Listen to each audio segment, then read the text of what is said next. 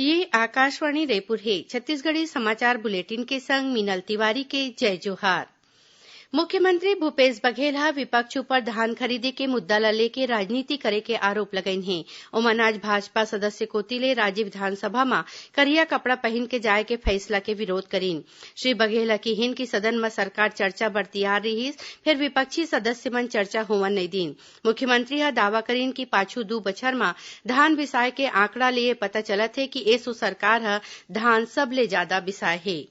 छत्तीसगढ़ म एसो 18 लाख ले जादा किसान मन ले समर्थन मूल्य म करीबन 82 लाख मीट्रिक टन धान बिसाए गे हे।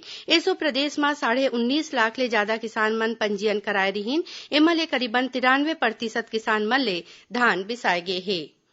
बेमेतरा जिला के किसान मन ह समर्थन कीमत म धान बिसाए के समय सीमा बढ़ाए के मांग ल लेके आज प्रदर्शन करीन। ये बेरा म किसान मन ह राष्ट्रीय राजमार्ग म चक्का जाम करीन। दूसर कोती राज्य के कुछ एक जगह म काली करा गिरे के सेती फसल ल नुकसान पहुंचे के खबर हवय। सरगुजा जिला के उदयपुर अउ लखनपुर क्षेत्र के किसान मन मुआवजा के मांग करीन हे। अइसने राजनांदगांव जिला के डोंगरगढ़ क्षेत्र म घलो अकरसा, बरसा अउ करा गिरे ले फसल ल नुकसान पहुंचे के सेती राज्य सरकार ले मुआवजा के मांग करत कलेक्ट्रेट पहुंच के आज ज्ञापन सौंपीन। छत्तीसगढ़ में राज्यसभा के 2 सीट बर 26 मार्च के चुनाव होही। संगे संग 16 आने राज्य के 53 सीट बर इही दिन वोट डाले जाही। केंद्रीय निर्वाचन आयोग ह आज चुनाव कार्यक्रम के घोषणा करीन। चुनाव के अधिसूचना 6 मार्च के होही। 13 मार्च के नामांकन दाखिल करे जाही। नामांकन पत्र के जांच 16 मार्च के होही अउ 18 तारीख तक नाव वापिस ले जा सकही।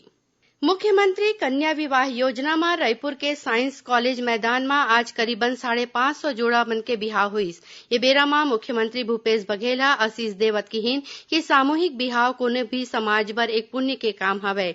ये योजना में समाज कल्याण विभाग कोती ले हरेक जोड़ा ल 25,000 रूपया के प्रोत्साहन राशि और 20,000 रूपया तक के घर गिरस्ती के सामान देगिस। अविभाजित मध्य प्रदेश के पूर्व मंत्री स्वर्गीय देवेंद्र कुमारी सिंहदेव के नाव में अंबिकापुर मेडिकल कॉलेज के नामकरण करे जाही। ये घोषणा आज राज्य विधानसभा में मुख्यमंत्री भूपेश बघेल करीन। सदन में आज स्वर्गीय श्रीमती सिंहदेव ला श्रद्धांजलि देगिस। सदन के कार्यवाही शुरू होते विधानसभा अध्यक्ष डॉक्टर चरणदास महंत उखर व्यक्तित्व के संबंध में जानकारी दीन।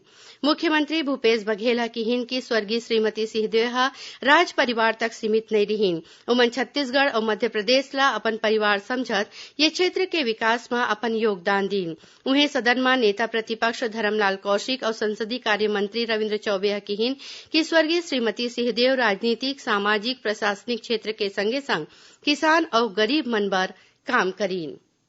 मुख्यमंत्री भूपेश बघेल अपन मासिक रेडियो कार्यक्रम लोकवाणी में ये बखत महिलाओं को बराबरी के अवसर विषय में प्रदेशवासी मन ले गोठ बात करही। ये संबंध में कोनो भी मनखे आकाशवाणी रायपुर के दूरभाष नंबर 0771 2430 और 2430 में फोन करके अपन सवाल रिकॉर्ड करा सकत हे। ये रिकॉर्डिंग काली ले 28 फरवरी तक मंझनिया 3 ले 4 बजे के बीच करे जाही। ये कार्यक्रम के प्रसारण अवैया 8 मार्च के होही। प्रदेश में लोगन ले फर्जीवाड़ा करैया चिटफंड कंपनी के खिलाफ सरलग कार्रवाई होवत हे। पाछू बछर ऐसन 56 मामला दर्ज करे गे हे। ये मामला में 12 झिन आरोपी के गिरफ्तारी होई है। पुलिस के मुताबिक फर्जी चिटफंड कंपनी के खिलाफ जांच चलत है। राजनांदगांव, बिलासपुर और दुर्ग में फर्जी चिटफंड कंपनी के संपत्ति कुर्की करके निवेशक मन के रकम लौटाए के काम शुरू हो गए है। 78वां महंत राजा सर्वेश्वर दास स्मृति अखिल भारतीय हॉकी प्रतियोगिता के खिताब मध्य प्रदेश हॉकी अकादमी भोपाल जीते हैं। ये मैच में भोपाल के goalkeeper Dhanraj Hemam man of the match चुनेगी। राजनांदगांव में फाइनल मुकाबला मध्य प्रदेश हॉकी अकादमी और नॉर्दर्न रेलवे नई दिल्ली के बीच खेलेगी। समापन समारोह में वन मंत्री और जिला के प्रभारी मोहम्मद अकबर विजेता और उप विजेता टीम ला इनाम दीन। सर्वश्रेष्ठ खिलाड़ी के इनाम मध्य प्रदेश के अली अहमद ला देगीस। एकरे संग छत्तीसगढ़ी समाचार बुलेटिन इहे सिरावत है।